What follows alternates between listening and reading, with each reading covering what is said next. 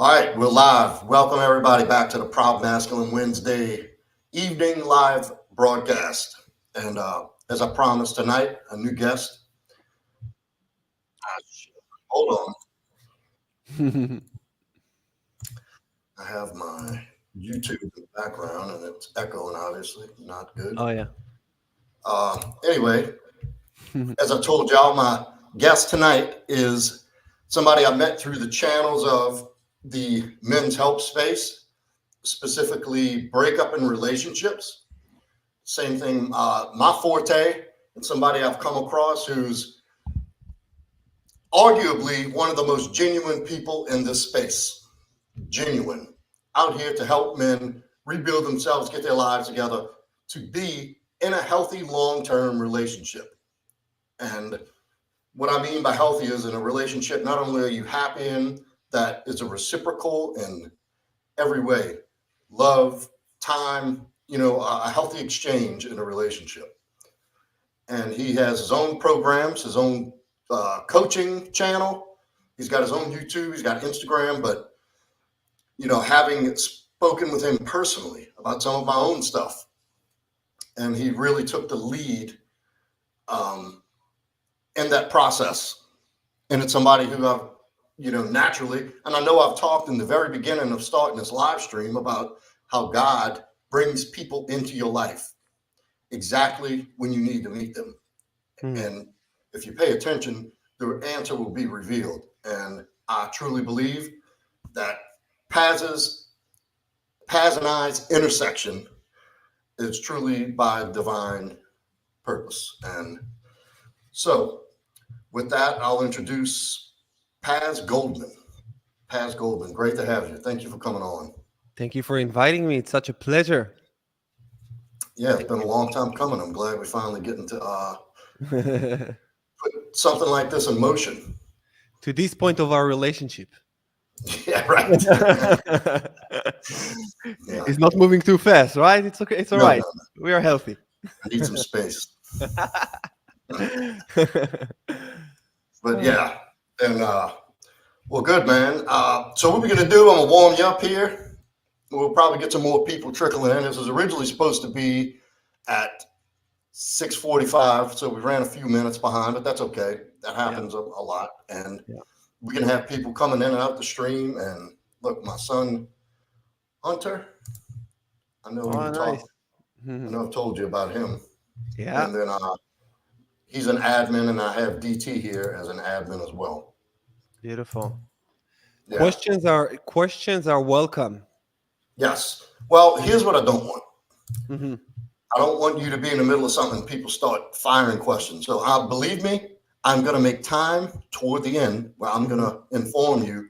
You can start throwing your questions up there, and Paz will be happy to answer. And Yep. real quick update: we have part 3 of Lysander Collegio coming to finish his story. It may lead into a part 4 as it has so far. We were supposed to do a part 1, then a part 2. Now we're going into part 3. But that's okay because it gets more and more interesting as it goes. So that's coming up in the next few weeks. I'm still working on the Patreon. I'm trying to work out some details with the banking. That's I keep getting hung up, and I really don't have the time to just sit and dedicate dealing through the IT department at Patreon to see what the hell's going on here. Why I can't get connected? But it's still on the to-do list, and it's going to get done. And we will have next week's show will just be a Q&A. Pick up as usual, 7:45. Then tonight we rearrange a time to accommodate Coach Paz here to come and join us. But you're going to see why I accommodated him as we go. So, Paz Goldman, interesting guy. And so why don't you tell us about what is Paz's morning routine? What time are you getting up and what are you doing? Are you an early bird or? I'm a fucking early bird. Yeah. I wake up at 3 every day. I like to push myself because when I discovered what a masculine man really is, you cannot go back after you realize what a man truly is. Just cannot go back. So I dedicated my life to, first of all, to servitude. So I wake up at 3. So I have my morning routine. by the time around 6 o'clock, I'm already start to serve other people because my life as a man got nothing to do with me. It's not about me. I am a vessel of God, and God speaks through me, and I'm just here to deliver messages that I receive and do the best that I can to represent possibilities. Now it's in a relationship. Before that, it was with money. I remember we briefly talked about the fact that I I made millions and millions of dollars, and you know, this is not. You need to be able to have a lot of money to say that it's not about the money. Hmm. A lot of people say it's not about the money. Well, if you don't have it, you can't say it. You That's cannot right. say that. You gotta have it. Like you can say that it's not all about being fit. You're extremely fit. You're like a monster. So you can say that. I'm not at a point that I can say it yet. Working towards it because I just discovered that masculine man looks like you. You're built so beautifully, like a Greek god, and this is how it's supposed to be. This is a man, and this is how the man's supposed to be. And I discovered masculinity around, I would say, around 11 months ago, after my ex monkey branched on me. I was such a beta male. I had the money, I had everything, but I didn't have masculine core. I didn't understand the feminine mysteries. I didn't know how to address a woman in a way that I can keep her. It wasn't a problem for me to obtain the woman, but sustain and maintain was always a problem. They always, not all of them always left me, but the last two left me. And I said, listen, it's not. Society tells us, right, Joe? They said, have money, be loyal, be fit, and all everyone will want you. Well, I had those things. Maybe I wasn't as fit as you, but I wasn't overweight. So I said, hey, I have it. And I got a beautiful girl, and then she cheated on me, monkey branched on me. It's even worse than cheating. I said, Mm. how can it happen? So that just took me on a ride of understanding what the fuck happened. Because I Well, said, it's not going to happen to me again. you make a great point about how you saying that if you don't have it, you can't say you don't need it. Like Yeah. it's easy. I believe money isn't everything is a lie told by wealthy people. Yeah. I Yeah. really do. And money Mhm. has a lot to do with it. Yeah.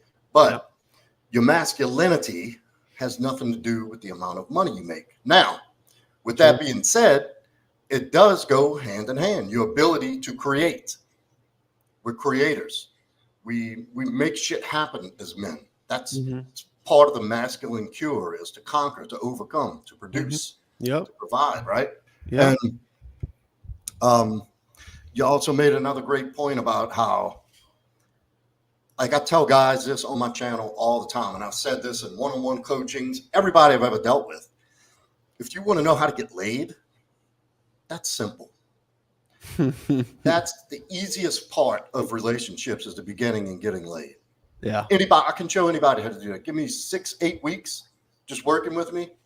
You'll be getting more ass than a gas station toilet seat. And I'll guarantee you because I've done it. And the real challenge, and this is where your masculine core, this is where you really test it, is in a long term relationship, keeping that woman just as excited in year 10 and keeping her just as loyal, just as interested, and just as obedient in year 10 that you had in the first 6 months of the relationship. And that depends on you as a man to determine that. That's a lot of people don't understand that. So great point. Mm. And dude, you know, Slob, you're a fucking animal. You're a pro Mhm. Muay Thai fighter. I mean, look, that's badass. You don't, nobody gets to be a professional level Muay Thai fighter on accident. You're not born with that. You had to earn that. Mm. So yeah, I'm envious of your skills as well. Speaking of that, Mhm. and maybe this is an obvious answer, but your favorite martial art? My favorite, I love Conor McGregor. Not artist, Oh your no, art. art. Oh, my favorite martial art. Yes, your preferred martial art. It can be MMA, it could be Muay Thai, whatever. Now it's Muay Thai. It used to be Krav Maga because I'm an Israeli, so veteran. I'm an Israeli soldier, Mm, so Krav Maga. This is something that we used to learn a lot. That it's for those of you who doesn't know Krav Maga. It's very. It's not a defensive. It's not defensive. It's very offensive. You need to. You always. And this is something that I took to my Muay Thai.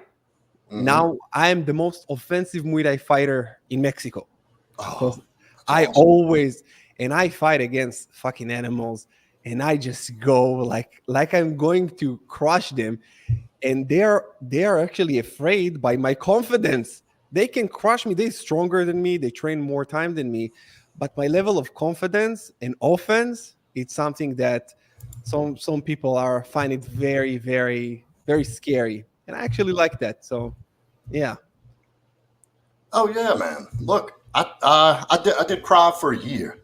yeah, It's you probably mentioned that. it's probably not as refined as it is in Israel because that's where it was created, right? Hmm. Um, but I had a great instructor. So, what would you say in terms of, you know, they have, I know they have levels in Krav. What level would you be? Would you be at the highest since you served in the military that there's a requirement? Or would you say intermediate, beginner, advanced? What? I was definitely an advance because I fought the war, so you need to be very skilled. They the training in Israel, it's like nothing I ever seen in my life.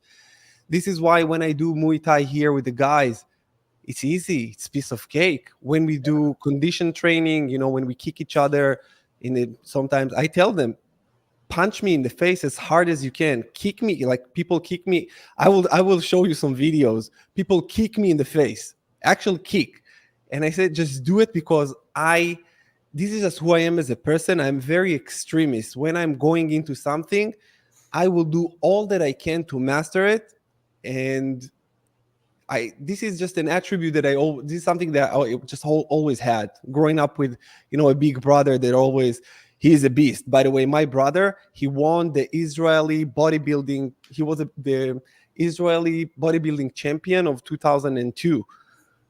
He's still a beast, but growing up with a brother like this just developed more and more and more of my character as a person that I just want to be the best. I want to beat.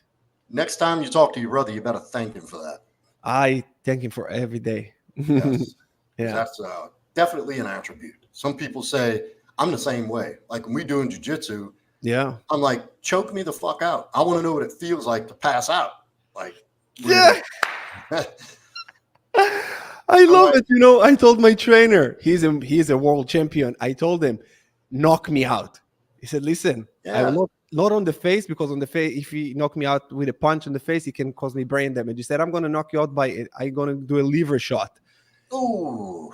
That one, I would I rather be hit in the face. I by the way, I saw God for a minute. I just gave God high five and came back. Yeah. That was That's brutal. But that was, I don't know. We are fucked up, but that was fun. Well, my thing is, I don't do this shit for sport. I want to do this for self-preservation in case I ever need to protect myself or my loved ones and save my or their lives. I want to know exactly what I'm getting into. Like if it's easily to demonstrate, cooperatively demonstrate in a controlled atmosphere on a padded mat with an arm lock and a wrist lock, and this feels like, and to be thrown on your back. And I want to know when I grab a hold of somebody in real life that I'm going to end them quickly. And I want to know it works. So I want to know how it all feels. Mm, And I can measure it and use it. But yeah, I love that. Getting me fired up. Like I want to go train. I know. And I Have know you, that you what? know, Jordan Peterson quote when he said, a man needs to be dangerous. He needs to have the capability for violence and choose not to. And I will just say it, some pussy men say, I'm not violent. Well, you're not even capable of it. And this is Exactly. where it leads us back to, you need to be able to say that I choose not to, because if you're not able to, you just don't have a saying. So Well, and look, it's so funny that you say that because in some of my yeah, he is not in my capable of shit. earlier videos, I've told the men, I'm kind because I choose to be kind. Yeah. Uh, Being nice is not a virtue if you can't be the opposite. If you can't be a fucking monster, Yeah. And you're not nice because you want to be. You're nice because you have to be. Ooh, It's not a virtue at that point. It's love not it. virtuous. It's out of necessity because you can't, because you're spineless and you got no balls. Powerful. Powerful. I, my son is a fucking lethal. My son goes to an Americanized version of Krav Maga Mhm. combatives twice a week. He's in jujitsu twice, 3 times a week. He trains every day. I train this dude to be a killer, Yes. but I bet you he's the nicest person you'll ever meet. He will do anything. He won't hurt animals. He takes bugs outside. He don't Mhm. kill them. Like he's a very genuinely warm person. But when the day comes that he needs to defend himself or somebody else, they're going to be sorry. I'm telling you, I promise you. Mm. And that's how I want it. And let's face it, talking about masculinity and relationships, no woman wants to be with a soft ass man that she feels unsafe around. Also, martial arts, whatever kind of martial arts you guys do, it's extremely important because it teaches you self-control. Yes. It teaches Discipline, you control, discipline. confidence. Yeah, you're not reactive. You get punched in the face, and you're not trying to kill your opponent. It's a sport, so you keep it light. You keep it. Sometimes I get punched in the face. My reaction is I just laugh and smile, and I said, "All right, that was it." And I actually respect them. I said, "Whoa, I didn't see that one coming," and I just love it. I take it also to my relationship. If my girl is upsetting me or saying something that might upset me, I control myself immediately. I never raise my voice. Of course, I'm never raising my hand. Yeah, Never. right. She knows she's safe. She can do whatever. She can say whatever. She knows that I will never. She cannot move me. I'm unmovable. You're the mountain. Yeah, and it's thanks also to the trainings. So I think that every man must do this, not just because it's yeah, just must do it. Every man must harness the power of extreme violence. Extreme. Extreme violence. And I think people live in this little bubble where they don't think that there's really evil in this world and people that'll try to kill you. And that's a myth and that's a lie. Because when the day comes, I'd rather be, there's also a saying, I'd rather be a warrior in the garden than a gardener in a war. Mm, like it. Uh, Like this one. so, and I think every man should be the warrior in the garden, cultivating, growing positive things, but you got that warrior skin on underneath. And it can be harnessed at a moment's notice. So, with that being said, have you ever had to use Krav Maga in real life? Nope, Good, never. good. I'm just not a violent person. I'm the same way. I'll do anything to get out of a fight. Anything. Anything. I had a lot of incidences that I could have, but Hmm. I said, sometimes I just look at the person. You read the energy, and You're you know like, you're gonna fuck him up. yeah, you're like, dude, No, keep so I going, just keep going. yeah, I just hugged him. It just was a guy that just it was I think about like 3 or 4 years ago. He wanted to fight me in a bar. This is where I used to go to bars, and I just hugged him and I said, I'm just gonna murder you. Like I'm gonna kill you, and I just don't want to do time. Yeah, right. I did a little bit of time, and I told him I don't want to get back there, and you don't want to go back to your creator. So let's just hug it out. Let's have a shot of fucking tequila and get it over with because nobody will come out satisfied from this. Well, and that's spoken like a true warrior because people who've never seen or experienced real violence think that's sexy and romantic No, and no, cool. It is no, not. no. I It's agree. not. It's for people who are extremely insecure and lacking purpose in life that think that that's a way to prove themselves, and it's not. I'm here to tell you. Agree with you. Definitely. So, well, good. I'm feeling pretty warmed up, man. You got me wanting to go train now. Uh, let's move on to what we came here for, and that's to learn about you. Yeah. Tell me about your childhood. Where did you grow up, and how was that? How was the family life? I grew up in a small little town in Israel. The name of the town is Beersheba. It's this the most. It's the southern. It's in the south of Israel. I grew up between when I was born there until 13. I lived there. Pretty average family. Average, you know what? Less than average. We were pretty poor. And around 13, we moved to a little village. We needed to move to a little village because my parents didn't have a lot of money to live in the city. And also, my sister used to be a drug addict. So they needed to move away from the city for her not to be in this environment. And me as a little kid, I didn't really realize what happened, but I said, a trip. This is what I thought. Hmm. Living in this village taught me a lot about community because I lived there from 13 to 18. 18, I joined the military. Between in 18 to 21, I was in the military. When I was discharged, I started immediately. I opened up businesses. I was self-employed maybe few months in my life when I was a teenager. So since I was 21, I started. I just loved. Back then, I said to myself, "What do I want to do with my life?" Because I read Think and Grow Rich and Rich Dad Poor Dad, Entrepreneur, and I was like, "This entrepreneur shit sounds good. Hmm. I'm gonna go for the entrepreneur." I didn't really know what I was doing, but I said, "What do I love?" Then I realized that I love drinking back then. By the way, I have a tattoo of Jack Daniels on my arm. It's a broken Jack Daniels bottle that reminds me not to drink ever again in my life. I didn't touch a drop for maybe 15 years. I don't count because I just stopped. So it doesn't I don't even care about it.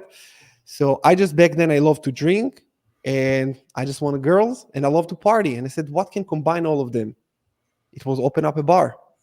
So before I opened up a bar, I worked. This is the few months that I worked in a club.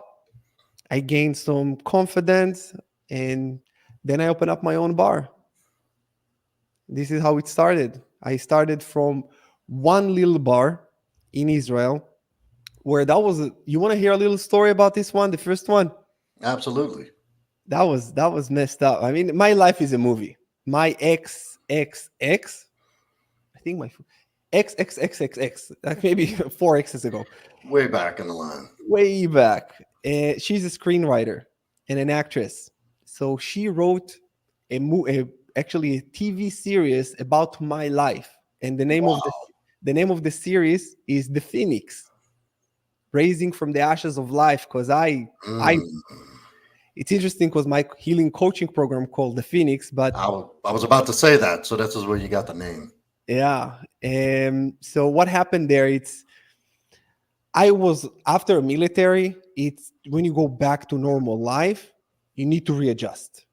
You Right. you, you got the fire. We call it firearm. You got a firearm. In Hebrew, it sounds a little bit different, but your hands are on fire. How does it sound in Hebrew? In Hebrew, yadei esh. Yadesh. Yeah, like fire. You have a lot of hate towards the Arabs. A lot of hate. When you see them, you hate them immediately. It's you. You are. I was so judgmental. I saw them. I was like, I hate you. You're my enemy. Now I have, by the way, Palestinians best friends, like really good friends. I'm no longer involved in this bullshit. I'm out of the hatred. I love everybody that loves me. If you hate me, just stay away. So when I opened up the bar, there was an Arab guy that tried to get in. And I said, listen, you can't. I don't let Arabs into my bar. And he said, he said like in Arabic, Wallah. I said, Wallah. Wallah, it's like, all right. I said, all right. He said, you wait here. I said, I'm waiting. I will be here all night. He said, you wait. He came back with some friends, and I saw the friends. I knew it's trouble. I knew trouble. And I told him, listen, you have few options. You have actually two options. Either you stay here for 1 minute, just let me go inside to call my friends because I'm not going to do this alone. You got like four guys with you. So this is option number one. Option number two, you just go and understand that it's not going to end well. He said, let's see what you got. I said, if I come back and you're still here, you're going to have a problem. I said, all right. So I came back. I went to the kitchen. I didn't have any weapons. because after I was discharged, they took my gun, they took everything. By the way, when they discharged me, they discharged me because I was mental. Mm. They took my gun, they took everything because they couldn't trust me with any lethal weapons. It's a long story, but I've done a lot of stuff that I should have done at the near the end of my military. I went I went crazy. You couldn't trust me with a gun, and when I see an enemy with a gun, you just couldn't trust me. So they took away my gun, and I said, "Okay, I'm fucked. I can't really. The only protection that I have is take a knife or something." So I grabbed the knife and I left. I went outside. The guy looks at me. I hold the knife and I said, "Are we doing this?" I was like, "Motherfucker!" He ran at me, and they yell always. Yeah. They're Allah Akbar. He Allah yelled. Akbar. Yeah, it's like kind of like God will help me. Yes, yes. And as an Israeli soldier, when you hear it, you get so triggered. They Mm, and I just grabbed him and I stabbed him in the abs, in the belly. mm. And his friends I said I'm gonna die here with you. And I yelled also Allah Akbar because I wanted to show that I'm not afraid. My friend, like it was a mess. So after the stab, they just took him to the hospital. 5 hours later, I am fired up. And my friends, we try to calm down from what happened. We said, you know what, let's just close the bar, let's just go home, let's relax. I get a call from my security company. There was a fire in your place. They threw Mm. they threw 5 grenades to the place. Oof. And then there is a message when you fuck with the Arabs. They send subtle messages if they want to hit you. So they put an apple outside my home. I don't know how they knew where I was living, but in You might have in messed with some high ranking dude, some I didn't know intelligent. who he was. But all of them, by the way, all of them, they are like a mafia. All of them, they like when you fuck with one, all of them coming at you, especially if it's on a race base. If you if it's like you don't let him in because he's an Arab, that's it. They marked me. And when they put an apple outside your home, it means that they instead of the apple, it's a message that it could have been a grenade. So they said, just know that we got you. And the reason that they didn't do anything is because they wanted me. They wanted me. They didn't want to kill me. They wanted to make me suffer because I Oof. made their friends Man. suffer. The day after, I got a call from a sheikh. It's the high tribesman of them, and he said, "Listen, you know what you've done. You have you don't have a lot of options. We're gonna come and get you, and you're gonna voluntarily come because if you don't, we know your mom, your dad, your brother, your sister. We know everything, and we're gonna put you on trial. And this is not a trial; it's not a court. It's a trial that they decide what to do." Right. Not a I jury of your peers. It's a said, jury of actors. "No," and I said, "Come and get me. If you have the balls, come and get me." And they tried. I hide. I was hiding for about 2 weeks. They couldn't find me. But my mom, they fucked with my mom. They fucked with my dad. They didn't do anything to them, but they came to my dad's workplace and said, "Just say your son. We said hi. Just tell him hi." And I realized that they just Intimidation tactic. yeah, but they didn't. My dad didn't really understand. He said, "Hey, this guy just wanted to say hi to you," and I was like, "I," because they will not intimidate them. They if they want to hurt them, they hurt them. They don't. Right, right. So I said, "Okay, it will never stop. I started it. I gotta end it." So I just surrendered, and I called them and I said, "All right, come and get me. Let's just finish this thing." And they gave me a fine of 250,000 Israeli shekels. It's around, I think back then it was around $100,000. But this is the money that I got from the insurance company because I got a lot of money because the bar was insured, and that Mhm. wasn't, you know. So they said, "Tell me, you gave away all of this money to us, and you leave town for 6 years." So 6 years, this is where I left my hometown into another city. Then 6 years I didn't visit my hometown. I went to another city, but I did the same. I started bars, restaurants, and I grew such a thick skin because I knew. And when Arabs come to my new bar or restaurant, I just knew how to deal with them differently. I respected them and I told them, listen, I'm going to let you in. I'm going to let you in, but just I respect you. And I knew that if you show them respect, they show you the utmost respect. And I said, I'm going to let you in. I respect you. Look them in the eyes, a man to man handshake. They never caused problem anymore. And also they knew who I am. It's a thing that they know who you are. If because when things like that happen, it was in the news, the bar that was on fire and all this stuff. So this is just a little story about that can help you understand a little bit more about why I'm so extreme. That is a pretty extreme story. Yeah. I didn't know this about you. I knew some things.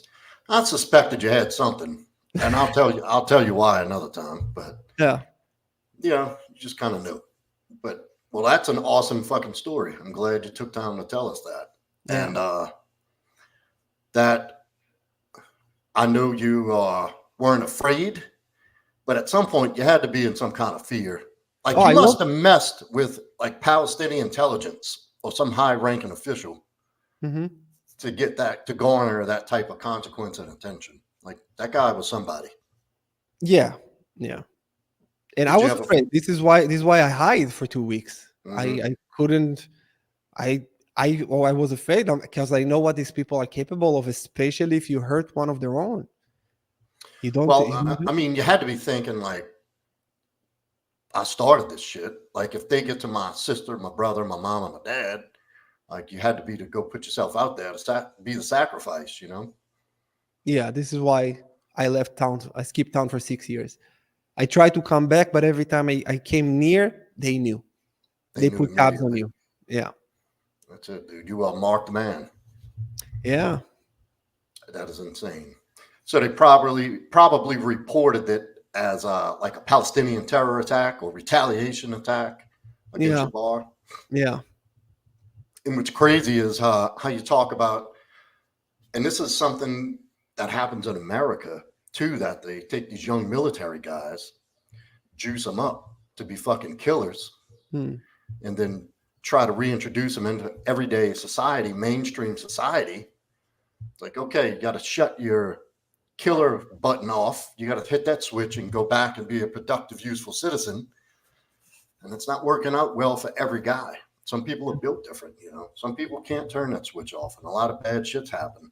And we're really starting to see the effects from the Afghan and Iraq campaign. These veterans are getting older and starting to see the consequences of not being reintegrated properly in the best mental health. Hmm. And I think this is why young military conscripts, these young men, are always selected because they're so easily moldable. Like you can psych a guy out like, hey, these people hate you. They want to kill you. They want to take your family. They want to, and they just make you into this, ravenous killer that you would Hmm. go do anything you got to do to get to that person. And based on no real time experience or any type of intelligence, True. brainwash. Yeah. That's good. So so you went straight into the military at 18. That's required in Israel, right? Yeah. That's mandatory. Every person, even the women, have to do it. 2 years True. minimum. Women 2 years, male 3 years. Okay. Yeah. I kind of like that. And I think your military service and training as a part of you, how successful you are too, and discipline. I wish they would institute something like that in this country. Yeah, you learn Mandatory. things. You learn things that you'll never forget when you're trained like that. It's the highest level of discipline. It's a lifelong fucking tool. That's going to serve you forever. True. That's definitely the good side. So, all right. So you're in Israel. You've out of your hometown. You've now created all these different business opportunities. You got restaurants. You got bars. Anything else you do in any kind of other business that's generating income? Yeah, I had a lot. I had real estate. I was a franchisee of coffee shops, even Mm. Pizza Hut branch I owned. What else I had? Boutique hotel. I made a lot of. I just after the Rich Dad Poor Dad book, a lot of ideas sparked into my mind, and when I decided that I'm going to open up a bar, this is when I said I'm going to be the number one bartender in Israel, and I started to competing in flaring when you juggle the bottles. Yeah, yeah, yeah. I did a little bartending. Oh, you know how to flare? No, I Oh, could do simple shit, and it's been a while. That was in my early 20s. yeah. So I won first place in Israel. Why, Yeah, and by the way, why do I believe that immediately? Yeah, I can you see can that. check it. I have a video on YouTube from like 20 years ago. I don't know how long. This video back then, by the way, I changed my last name. I used to be Paz Tabibi. It's Tabibi. So when you type Paz Tabibi flaring, I think you'll find a video of the competition. You're gonna see some skills, brother. You're gonna like it. So when I won first place, this is where sponsors start telling me sell my vodka, sell my whiskey, and I said, "Ah, okay, pay me." And then they started paying me for promoting their brands, and I said, "Listen, I'm gonna open up an absolute bar, absolute vodka bar." Oh But wow. and then I said, "Listen, but I don't have the money. So if you're gonna give me like 100K so I can start the business, all I'm gonna sell is absolute vodka. And my past businesses, my bars, I sell the volume that I sell. It's around $1 million, let's say, a year with just vodka. Hmm. So, and they said we're gonna give you a discount. They always promise you discount. And I said, listen, how much got discount? How many? How? What's the rate of the discount? They said 15%. I said, all Oh right. come on, that's no good. No, that's all right. That's in Israel. I was right. And I said, listen, you are promising me 15%, and you see the volume of what I'm doing right now. Based on that trajectory of what I'm going to bring, I want 150,000 now in cash. And when I buy your vodka, you just don't need to give me any discount. Hmm. So they said yes to this. And then this is where I started opening 6 bars, one after another, pa pa pa pa pa pa. Because then I went to Coca-Cola and Pepsi, and I said, I'm selling a lot of fucking Pepsi. Do you want me to sell Coca-Cola instead? I'm going to open up a new business. But listen, I don't have the money. I need this. And I did. I've done it again and again and again. And just how I scaled the business ridiculously. Dude, that is awesome. What a business brain you have. It's Jewish. amazing. Yeah, that's right. Tell you what, I had a Jewish friend growing up, and those people had their money squared away. Yeah, that's if we know something, it's money. No doubt. I'm telling you, the wealthiest people on the planet were Jewish. Yeah. Look it up. The biggest concentration of billionaires are Jewish. Hmm. Little factoid for y'all who don't know that. Research it if you don't believe me. I believe you. Um, well, that's a brilliant business plan. So, how many years did that last? Like, what year are we in now? You got 6 bars So open, restaurants. You're still in it Israel. it started at 21. Then at 22, I left my hometown Yeah. until until 30. Until I was 30, Hmm. I operated in the city. The name of the city that I had a lot of businesses. The name of the city is Eilat. It's the Las Vegas of Israel. People Oh, come there. wow. They say what happens in Eilat, stay in Eilat. It's exactly like Vegas. People come from all kind of fuckery. So you in Vice City, Israel. Vice, oh, full on Vice. I used to be. Now that I look back on my 20s, I used to be a fuck boy. I was I can't recognize myself. But this is exact. I just I was a kid. I was a kid with a lot of money, and a lot of I had also a lot of power over people because I owned a lot of businesses. So I was very arrogant. And get this, what happened when I started opening up a lot of businesses? I got a lot of business partners because I cannot operate all of these businesses by myself. So I got a Right. business partner and I said, listen, you'll be the managing partner. 50-50, go. 50-50, go, go, go. Started a lot of brought a lot of friends to operate the businesses, and then shit started hitting the fan because Mm. I didn't put my I couldn't be it all of these businesses. So when this one fuck up, people start stealing money from me as well. Well, I was going to ask you, how did that work out? Because I'm very reluctant with Yeah, business partners, yeah. like having people buddying up on the money. It seems like more friendships end over money in business than Oh yeah. anything. I And, got like and 3 major lawsuits. I lost them all. mm, That was the yeah when this so the business is starting falling apart one after the another. Pa, pa, pa, pa, pa, pa, pa. I start losing everything. I start selling my properties, and I started seeing that it really started going to shit. And the point when I said I cannot take it anymore was when my last business partner, the one that I was my brother, I took him everywhere in the world. We traveled everywhere. I took him to everywhere. I just paid for everything because he was my brother. And we would. I told him like he also was a warrior, and we said we're gonna die together. We loved each other so much. And when a business that we had together didn't go well, he told me, "Listen, give me my money back." I said, "What money? You invested. When you yeah, invest in the business doesn't go well, you lose the money." And he said, everybody "You don't does. understand. I need the money." And because, like it was just went to shit. So he sued me. I lost there around 500,000 Mm, because he sued me for almost 6 years of working with me. Because as a bartender, you don't in Israel we didn't pay them salary, just tips. yeah. And he sued me for not giving him salary or all of this. So the judge fucked me real nice there because the judge said you have a lot of business experience, he does not, so you took advantage of him. And he just Oh, yeah he made me look really really bad, and I lost. And when I got the call from my lawyer that I lost, I was in LA with my ex. I said, "Listen, babe, I lost everything.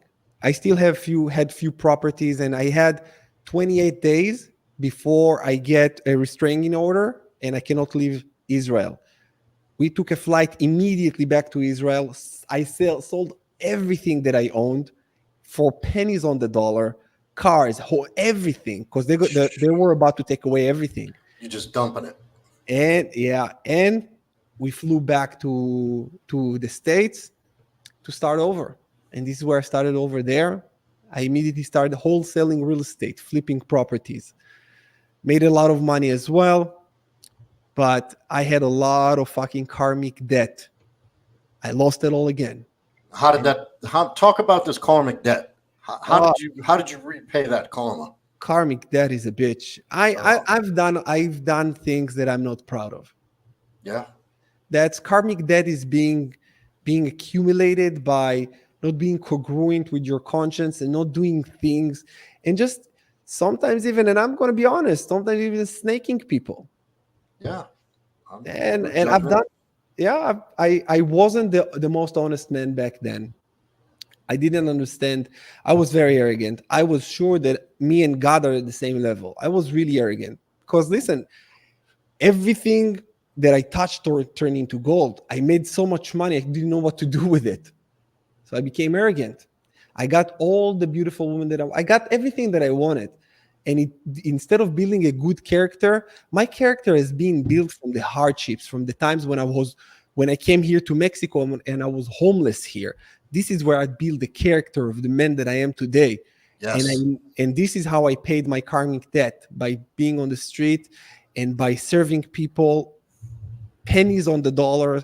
I literally charged like almost nothing. I helped people with real estate. I helped people with everything that I knew just to get myself out of this hole. And it took me a long time to pay this karmic debt because I just had to. So I well, was very patient. let me tell you this, brother. I've been there. I've had to repay karmic debt. Mm-hmm. And when the universe comes to collect, Ooh, you can't hide. ooh, You're not going anywhere. And if the harder you run, the harder it gets. oh. Am I right? The karmic debt came here to Mexico to fuck me over. You can't get away from it. You can't. You can't. But the lesson you learn Yeah. repaying that debt Yeah. is does not have a price tag. You can't put a price on that. I love the man that I am today. I admire the man that I am today. I will never snake people. I will never be unethical. I will always be authentic. And when people, I thought that I needed to pretend for people to like me. But what they liked about me was the face, the mask that I wear. And I said, they don't like me. They like the It wasn't mask. even you. They like the character. Yeah. So I just said to myself, this is me. And I remember, Joe, I did a Facebook Live. Get this. This was the redemption. I took my phone because I had nothing. I lost everything. I had nothing. So I took my phone and I did a Facebook Live and I said, hey, you guys, I am the biggest loser. I just want to confess I am the biggest loser. I lost more money that most people make in their life. My relationship went to shit. I am broken. I don't have anything. But one thing I do have, a lot of experience for everything that I've lost and from all the shit that I went through. If you need my help, talk to me. I can help you. Not to make the mistake that I've made. That was the moment that I just said, I'm coming clean because I was suicidal at this point. And I said, if I'm going to go, at least I'm going to go clean as much as I can. So by the way, it was right after I actually attempted to commit suicide, but it didn't work. I was so broken.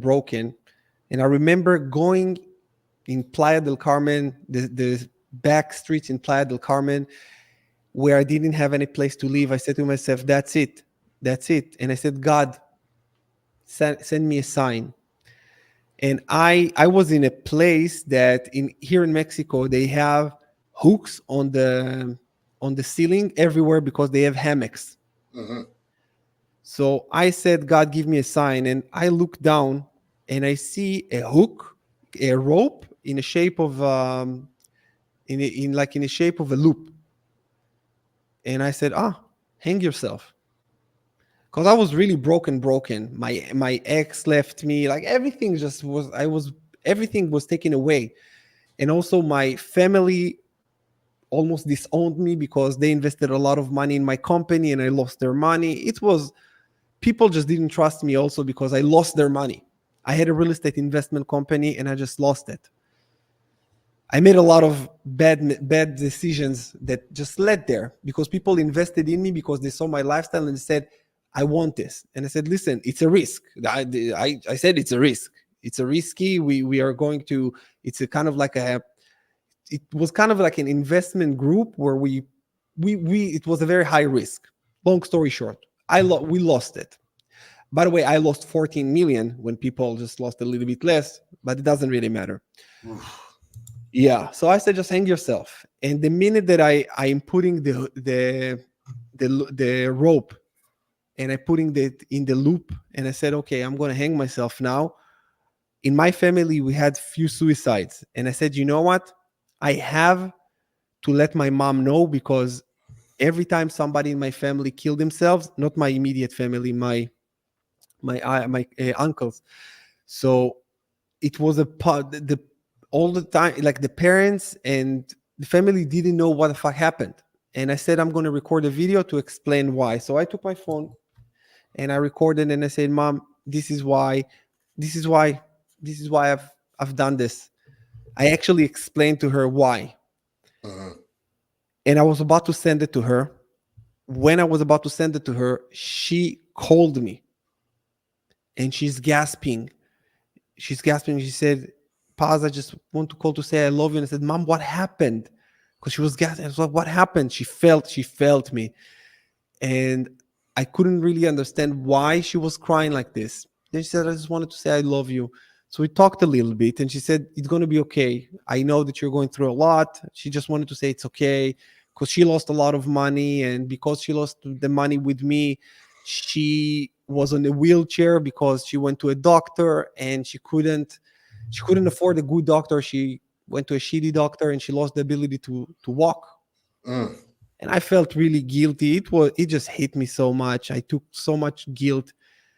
So yeah, and then she told me one more thing. your uncle committed suicide, and it's an uncle that I loved. And I said, oh my God. Then I realized she said, and then she said, I just love you and I wanted to know, to let you know that it's going to be okay. And that's just it. And I realized that that was a sign that from God that I cannot do this because it will devastate her. So then I remember I went outside of this little place that I was in and I looked at the sky and I said, God, you talk. That's a clear sign. Why? And then I heard a little voice that told me this. You are the one. I am the one. That's a tattoo that I got.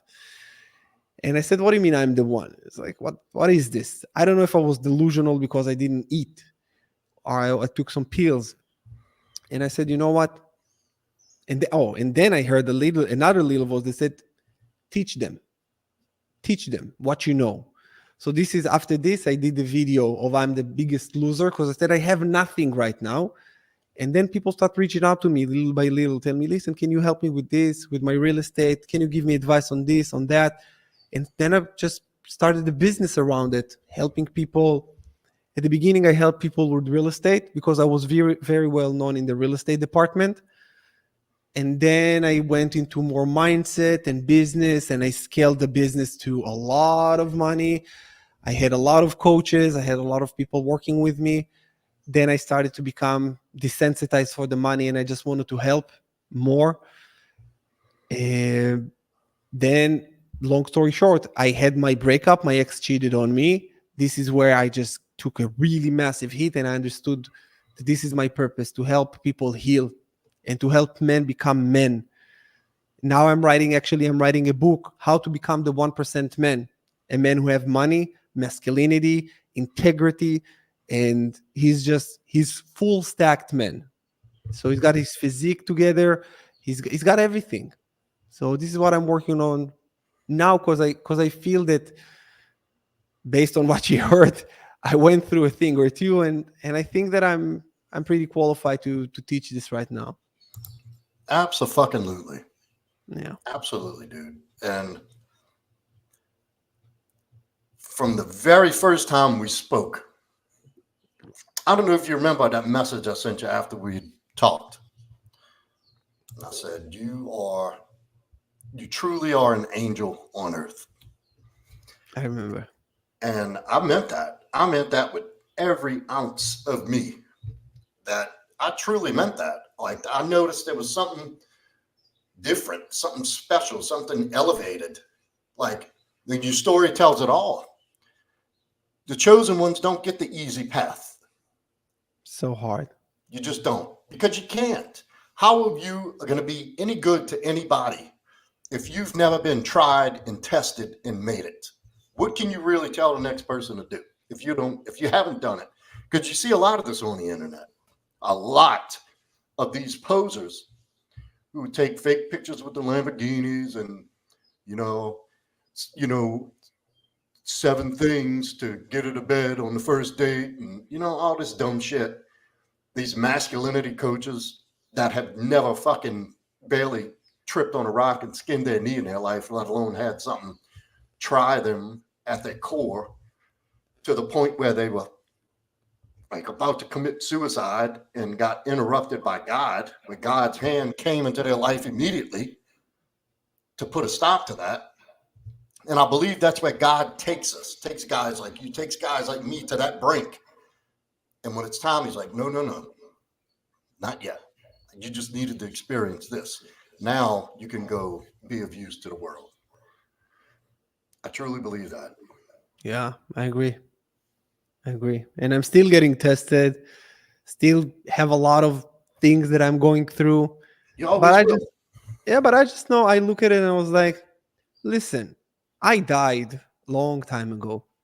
I died. That's a bonus for me. And I had nothing. I had everything. Now I'm just happy being. And I remember the other day, I just held my dog and cried. I said, I love you so much.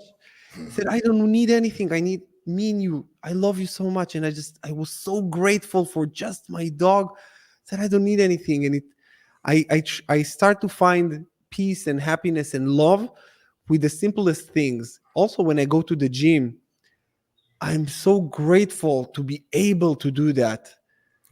It's absolutely. I tell people that. Like, you Yeah. don't have to go to gym. You don't have to go to work. You don't have to take your wife to dinner. You don't have to get off the sofa and play with your kids. You get to do that. You Yes. get to go to the gym. Yeah. You get to have a woman. You get to have a child. You get to have a job. You get to have to make the payments. Yeah. Like, what the fuck was is how I can't imagine getting out of bed in the morning and thinking, oh, I gotta go to work. Oh, I gotta answer my wife's phone call. Like, Mhm. who lives like that? And there's a reason. But yeah, so interesting. Hmm. Yeah. I knew there was something different. You can just tell. I can tell. I don't know about everybody, but I know I can. You know the saying, game recognizes game. Yeah. Yeah. And so yeah, you have been tried and tested in this life. And you come out Multiple times. squeaky clean, squeaky clean. Probably, you're probably living right now, you are on the middle beginnings of a journey of the strongest and best man you'll ever be, which that journey's never over. You know, we hopefully, I hope I never reach my destination. I hope I have this fight and not this fight, this opportunity to grow every day until the day I die. And I mean No, that I'm sincerely. pushing it all the time. I'm Yeah. pushing it all the time. Yeah. And then, hearing you talk like you've lost millions, you've been, you know, like you think about with that jabbing that guy, you could have killed him. You could have been in prison for the rest of your life or death penalty. I don't know how it works in Israel. Or I'd imagine. killed. Yeah. Or you could have been killed or you could have been crippled or, there's so many different things that could have happened.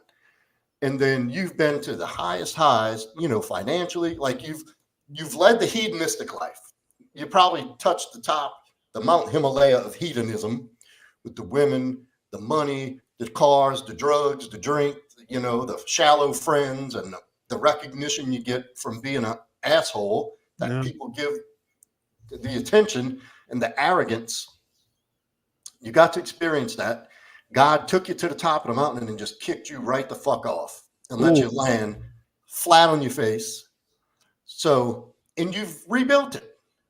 If that's not, this is not even why I had you on here tonight. But if you didn't get anything out of that, you know what I mean? I don't believe there's anything that can't be overcome with a Everything. will in God's direction. Everything can be overcome. Everything. And when I say everything is possible, I mean it to my core, because I had times where I didn't have money for fucking toilet paper to wipe my ass. And I said to myself, I don't know how. And I got a lot of videos that I recorded this journey as well, because you probably seen, and for the guys who's watching us right now, I recorded my healing journey after my ex cheated on me. So I love documenting things because I want to show people what made me. So when people see me and they say you're such a strong man now, I said go to YouTube, look at my channel, see the video where my ex cheated on me. Hmm. See, I cried for 30 days every day like a little bitch. I could. And by the way, many men sent me messages, said, now that you posted it, all the girls will think that you're a pussy, and no girl would like you. And I said, listen, Yeah, that's I stupid. am a man. I'm a human. First of all, I don't give a fuck what they say. Second, I say, listen, I'm a person, and when you cut me, I bleed. When you cheat on me and I gave you my heart, I fucking cry. And I said, if you didn't cry when your ex did it to you, when you actually was about to propose 2 weeks from proposal, that was how committed I was to her. If this does not make you cry, I don't want you around me. Yeah, So you fucking anyways, broke. it's I documented me being on the street eating from the garbage. I documented myself everything, because I said one day when I will do something great with my life, and people will actually want to see my story, and this is, I said, this is for the people who said it was easy for him. I said, this one is for you. So I have my suicide video that I was always about to go. I had a lot of many videos that I want to do a video, just a movie, a little movie about my life, just to show people that easy, you cannot say that on my about my life. You can just cannot. It's not a word. It's not a word that is even, yeah, was possible for me. It's everything was hard. Totally out of context. Nothing applicable about the word easy to lead you where you are today. Yeah, Nothing easy. not everything was hard. And we have a lot of similarities in terms of our journey. Now, I've never made millions. I will. But there's a lot of these same critical stopping points that change my course and my direction. And dude, we're on an hour. So let me ask you this. No. Would you be willing to do a part 2? Oh, I fucking love it. Good. Because believe it or not, the whole reason I had you on here is because we travel in the same space helping men. Yeah. And in particular, where we start is 99% of my clients come from fresh out of a breakup. Mm-hmm. And I'm sure yours are the same. Yeah. And I love your philosophy and your approach to healing and recovering from a breakup. Some of our stuff is our own. And some of the things that I wouldn't say we disagree, but I do things a little differently at certain times. And you don't, but that's fine because you're a genius. You're a master at this. And I hold myself in pretty high esteem going through the process and using a breakup to change your life completely for the better. So, I mean, the philosophy is the same. The intentions and the reasoning are the same. And we didn't even get into that yet. Because that was why I wanted you on here. And now we've gotten to know, like, it turned out to be just as interesting, if not more, maybe, about, but it helps put things into context to see why you are and why you're qualified, most of all, to be where you are doing what you're doing. Part 2 for sure. Yeah. Let's do this. Dude, I can't wait. Mm-hmm. Well, I guess we'll go about another 10 minutes. If I have any, do you want to answer some questions from these guys? Yeah, I would love it. Field a few questions. Mm-hmm. I'm not sure we're gonna have any, but it's it's an extremely interesting story. And if there's one thing about me, I love a good story. I love people with a good hard past and have overcome it and used it to their advantage. Because there's a lot of people I meet that use your story to be the victim. Yeah.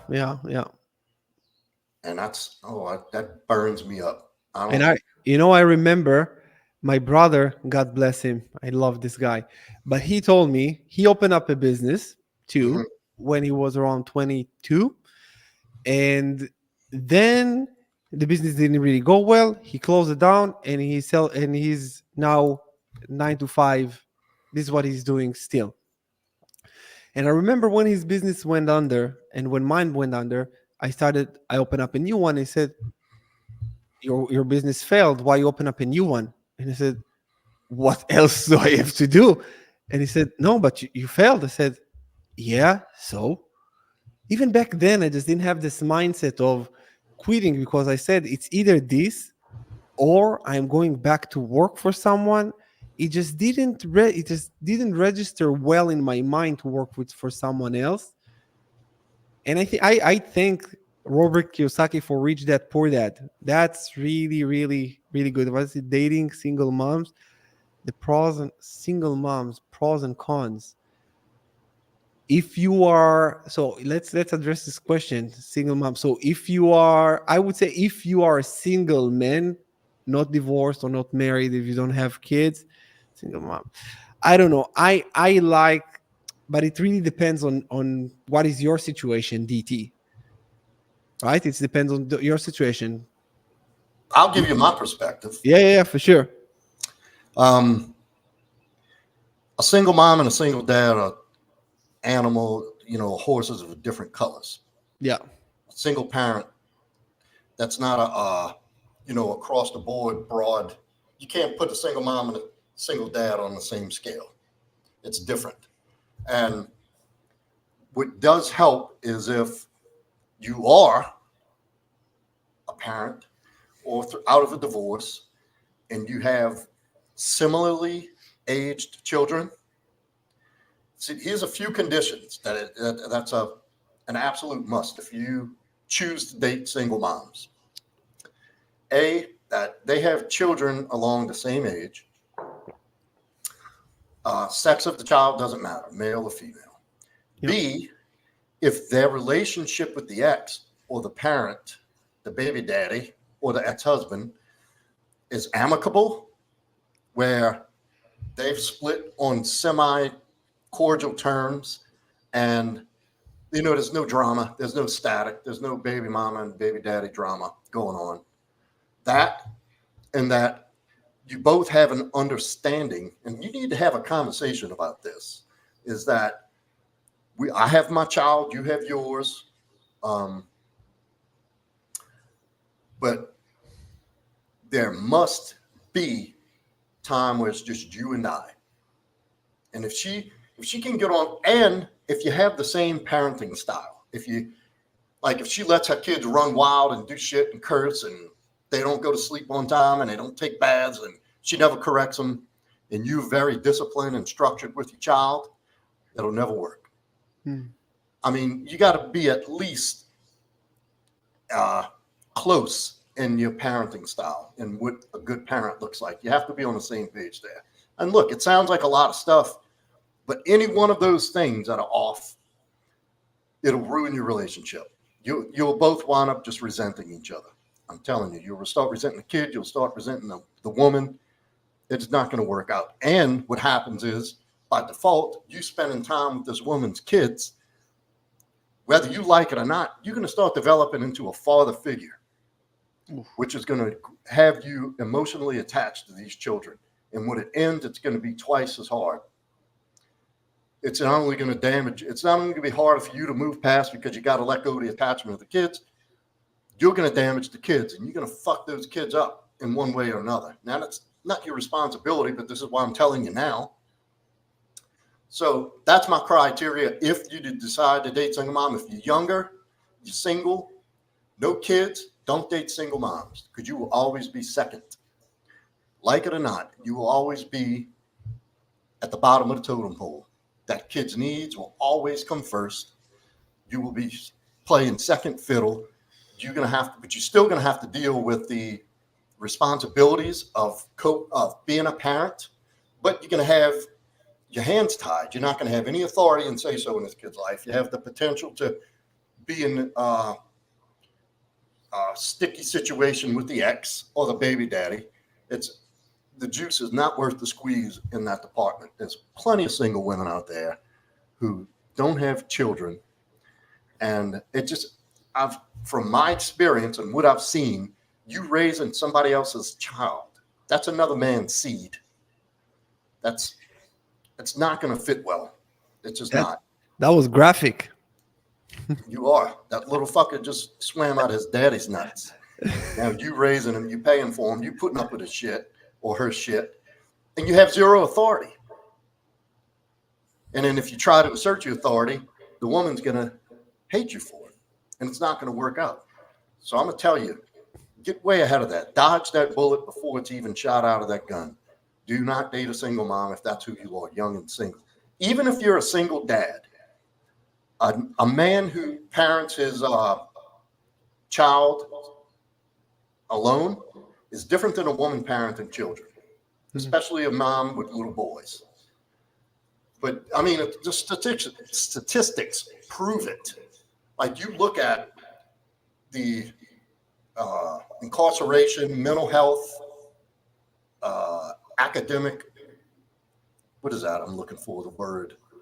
Academically, I can't think of the word. But anyway, all of those categories in kids, and this is what's directly attributed to society today, come from single mother households. Whereas you look at a single father household, the kids are much more mentally stable, disciplined, structured, have direction, feel loved, feel safe. You know, so that's my 2 cents. That was a good question. Good question and a good answer. Yeah, very good, DT. He's always got some Mhm. interesting questions. Mhm. And anybody else? While you got the man Mhm. live, because and by default, I didn't know you and you didn't know me. A lot of our philosophies and outlooks just happen to align about a lot of things, Yeah. and especially in relationships and breakups and recovery, existing in a relationship, like you were saying earlier. You know, you think you got it because you can get laid a lot and you can pull chicks. That's good. I mean, and I think that's a necessary part. I think I encourage young men to go out there and date multiple women to Yeah. learn the common behaviors through all women. Just like men, we have some common attributes. Women do the same character traits that run Mhm. from woman to woman to woman to woman. Like you can have a batshit crazy and almost completely healthy. They still can have some similarities because they're women. That's how they built. And I And believe, yeah, I believe that it is necessary for the evolution of the men and also to evolution of all men and women. I would say that getting betrayed, it can be by a partner, business partner, or a romantic partner.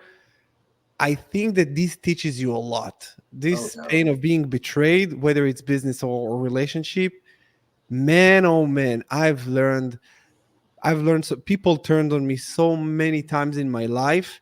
yeah. Now, wow, I am so sharp. Now, if someone flips on me, I would be proud of them. Because if they go under my radar now, I would say, man, you are something. And I'll bet you within an hour's time, you can get a solid feel of what that person's even worth talking to ever again. Mm, true. I'll bet you have that ability now. Yeah. I see the question. How did you hear about wholesale real estate? So I did it a little bit in Israel, and when I moved to United States, I actually started to work with a guy, the clever investor. His name is Cody Sperber. You can Google him. He is the best of the best of the best of the best in the real estate wholesaling space. I learned so much from him, and yeah, this is I heard about it because I just saw a lot of abandoned properties and I realized that someone is owning this home because this is what I've done also a little bit in Israel. And then I saw that in the States it's easier. It's very easy to get the phone number of the owner. You can skip trace properties and get the data and the phone number of the owner. You just give them a call. You say, hey, Joe, I saw your property in 123 Main Street. I saw that it looks like it's vacant because you don't want to offend them. It's very easy. And you say, listen, I am a local real estate investor in this area. I was wondering if you want to get a cash offer on your property. I'm paying cash. Within 30 days, you got the money. And that's it. And if they say yes, you just meet them at the property. You you use your common sense. You see the property. You understand. You know also about what the market value of this property is. You need to do a little bit of research. Once you understand what the property is, what this property is going to go for after repair, the after repair market value, you can put an offer around 35% less than that. And what you're doing, by the way, to wholesale real estate, you don't need money because what you're doing, you are making the person sign the paper that they sell $1 million home for $700,000, and then after you have the paper that the person says, I'm going to sell you the home for 700,000, just for example, I'm giving an example, then you're going to find an investor that will pay that. So you actually kind of like an angel, that's called it an angel, that you are selling the contract. So you can sell the contract for just even 750 or 800. The other person still get a great deal, and you get the spread in the middle. And to the question, if you say, and many people say, yeah, but if I sign a contract for 700,000 and I don't find a buyer, what do I do? You put a clause in the contract that if that the 30 days, we're going to use the 30 days for inspection. And if there is anything that comes up, the contract is void.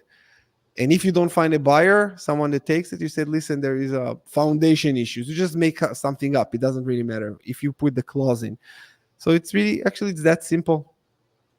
It's that simple, but you do need to know what you're doing. I just need to Oh try to explain it briefly. that's actually my son asking. He started Mm. looking into wholesale and real estate 2 years ago.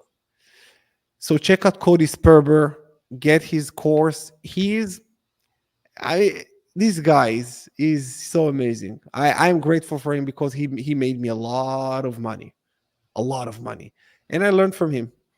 And I do believe that I think he's the best. He's the best. Yeah. Great question, son. Hmm. I had a feeling he was going to ask you about that when you explained in that earlier that you did that. Yeah. We're going to do this as the last one here. Can we Mhm. explain to the viewers what MGTOW is? You familiar with that? What is me? No. MGTOW is men going their own way. It's commonly referred to as the black pill. Um, so what happens is you have guys who've been in your situation and like in a situation I've been in, divorced, cheated on, bad relationship, bad breakup. And instead of going back to dating, you just write women off completely Yeah. and go live your life as solidary. No. No. No. No. You just go on, you pour, like you kind of go minimalist. No. And That's not a man. I don't believe that. I don't. I don't like. MGTOW, black pill. That's to me, that's a form of whining. I'll That's t- a I'm form not. of giving up. I'm not dating anymore. Girls stink. That's immature. That's That's weak. the male version of Karen. Yeah, it's a male version of a feminist. Actually, all women are bad. That's called dodging accountability and responsibility. Oh. If you can't have your heart ripped out of your chest, Mm-hmm. chewed up and spit back in your face by the person who ripped it out, and have your teeth kicked in while you're on the ground trying to get yourself up. Yep. If you don't have the balls to, while you're in that state, to look deep inside and look at what you contributed to that, you're not going to come out better anyway. So I think any Mm. guy who solely blames a whole nother sex, a whole nother gender for his inability to, because I don't care what the relationship is and how wrong it went, you played a part in that. Even if your part was allowing it to get to that point, you still had a part in that. And if you can't find the grit and desire to find your part in that so you'll know what to do to get better and not ever let that happen again, you're going to lose again anyway. And I think that's the easy way out to write women off and go live voluntarily celibate. That's very weak. I actually never heard about it. Yeah. I'm glad that I haven't, but now I'm glad that I have. No, no, that's not a man. That's not a masculine man. That's just a little crybaby that cannot take rejection and they just say no. So the whole concept behind it is instead of the energy you would take to go date women, be in a relationship, to focus that in on improving your life in every way you can, in all areas and facets of life. But here's my hang up. Like, are you really experiencing life if you're not? We're meant to be with somebody as human beings. We're not meant to be solitary. I don't care what anybody says, you'll never change my mind. Now, do I think you should be in a position where you are happy being alone and you're content? Absolutely. I think that because if you can't be alone comfortably with yourself and be happy and in a good space, then that means that other person's filling a void and it's corrupted already from the get go. Yeah.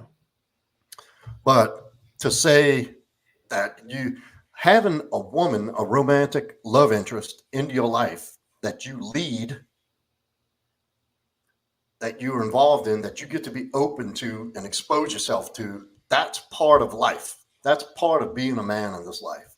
And that's my opinion. MGTOW's weak, not for me. Yeah, it's very weak, and it's no just if it's too hard for a man to deal with this reality, it just yeah it's yeah if he gives up on this, he will give up on other stuff. That's the thing. That's what I see. Very well put. Yeah. Very well put. Because if you don't have the fortitude to do something that's naturally there for you to do, what happens when something else gets hard? What are you going to do? I This can't is believe why, you. Joe, to wrap What? it up, when life presents me with a I call it learning opportunity. Mm-hmm. That most people will call it like a problem or whatever. I get excited. I get excited. I smile and I was like, how am I going to get out of this one? And what story will I tell? Everything Take is a notes. story. Life is full of stories. In the when I will be old and wrinkly, sitting on my rocket chair, 90 years old, I will remember everything that I just told you. I will remember the stabbing. I will remember getting stabbed as well. I remember being homeless. I will remember being cheated on, the pain, the sleepless nights. And and I fucking love it. It made me. This is a story that I get to tell. And if someone asks me, and when I work with men and they tell me my wife cheated on me, I was like, yeah, welcome. All right, Yeah. let's see what we can do. That happens, and I know. And you're allowed to cry Mm-hmm. because it makes you, and it can make you, like you said, it can make you or break you. Whatever you do with this is a mindset. This is, and when we got to talk, I knew that your mindset is it's a mindset of a warrior. So whatever comes your way, you say, all right, motherfucker, let's see how I can conquer it, grow from it, and nothing stops you. And this is, I think, why we get along so well, because we have the same fortitude and nothing can stop us. If and you know what? I love you so much that I want to fight you. That's gonna Fuck be so yes. interesting. Your jiu-jitsu, it's gonna be so much love and so much it's gonna be a lot of testosterone in the room. Can't fucking wait. I know, brother. I know. I better go get my wind up because I'm not. I don't have much endurance right now. I better start running or something. It's coming, brother. It's coming. I'm telling you, it's coming. You either come here to Tulum or I'm coming over there. Ah. Coming for you. All right. Yeah, I'd rather come to Mexico. I've been wanting to get there anyway. Yeah. Give me about 6, 8 months. Let me get myself back in shape. I'll come next spring. All right. I'll be Deal. working for it. Yeah, now I got to go take Muay Thai. Shit. Yeah. Do some striking. Well, man, I All tell you right. what, we didn't even get to the whole part I was going to do so you can have an opportunity to kind of get yourself out there and advertise a little bit. Not that you need my advertising, but No, you can never have too many networks, right? And we didn't even get to that. And I'm not apologizing for that. I think this is a great, great live stream. that's great. And I'm so glad you came on. And so, everybody, I'll have Paz's information in the description. You can book him for one-on-one. He's got a program, like you said. Is you want to talk about that real quick, Yeah, Phoenix? it's a healing program. If you're going through a breakup, just check out my channel, Paz Goldman. You'll get all the information you need over there. Yeah.